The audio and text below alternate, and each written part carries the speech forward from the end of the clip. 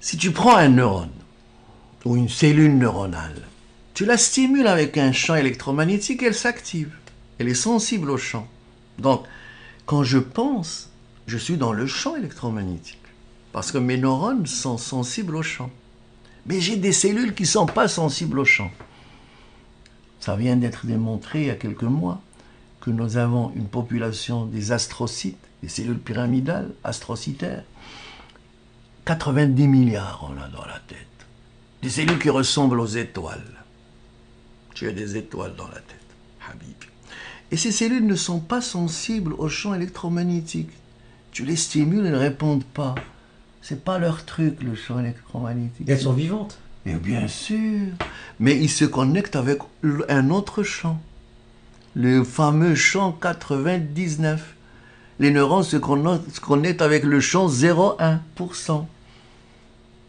C'est-à-dire que quand je pense, je suis dans l'existence du champ. Je peux dire quand je pense, j'existe. Et quand je laisse le vortex de la lumière réelle pénétrer, la fluidité du cerveau se manifeste, les astrocytes s'activent, je me connecte, hypothèse matricielle, aux énergies noires et au rayonnement noir qui sont de plus de 99% dans la globalité de l'univers. Voyez là, physiologiquement parlant, j'ai des neurones qui sont sensibles au champ. Qu'est-ce que c'est que ce champ? C'est le voile de notre univers. La religion parle de Lucifer, on est chez lui. On est dans la matrice du champ électromagnétique. On ne va pas commencer à le traiter de tous les noms, on est chez lui. Et puis on doit le respecter, c'est un minimum. Mais il y a l'autre champ, et qui est le plus important. Et mon cerveau est équipé pour entrer en résonance avec ce champ. Et là, c'est une réalité biologique, physiologique. On a à peu près 90 milliards d'astrocytes qui rentrent avec le champ réel de l'univers. C'est-à-dire que mon cerveau, pendant des années, était éduqué à être sensible qu'à travers le champ du voile et ne pas être sensible au champ réel. C'est toute la problématique. Sur le plan physiologique, tu es équipé pour être en résonance avec la sphère invisible. Comme dit le grand sage, le monde invisible est plus important que le monde visible. Et tu as 90 milliards de cellules dans ton cerveau pour entrer en résonance avec le monde invisible. Et bien sûr, quand tu es focalisé que dans la sphère epsilon, la sphère visible, tu peux nier ce qui existe dans l'univers réel. Et c'est ça le paradoxe de l'homme. Le but, c'est de réveiller l'alchimie. C'est ça, c'est une forme alchimique. Habibi travaille avec l'alchimie matière. Moi, je travaille avec la conscience. Descartes disait je pense donc je suis. Eh bien, nous, on dit je pense donc j'existe. Parce que penser, c'est activer les neurones. Mais on dit je ne pense pas, donc je permets aux astrocytes de s'activer, je ne pense pas, donc je suis. Vous voyez la différence, c'est énorme. Quand tu penses, tu es dans le voile.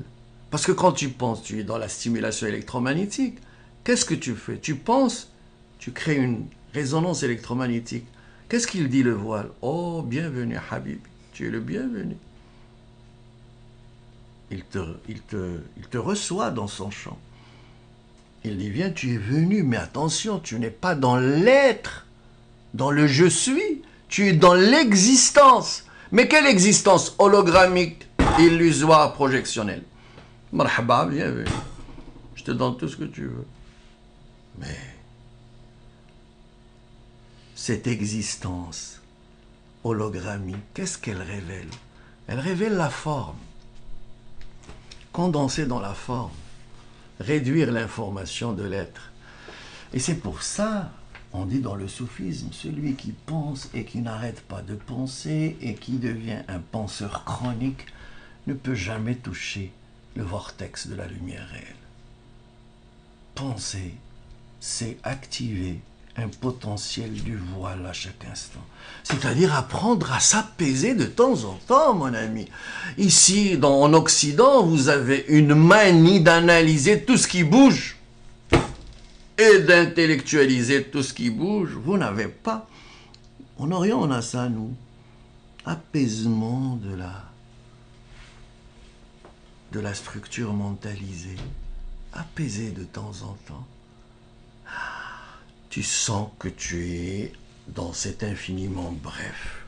Un petit instant où quelque chose se passe en toi qui n'est pas de l'ordre de la pensée. C'est tout l'enseignement de Krishnamurti.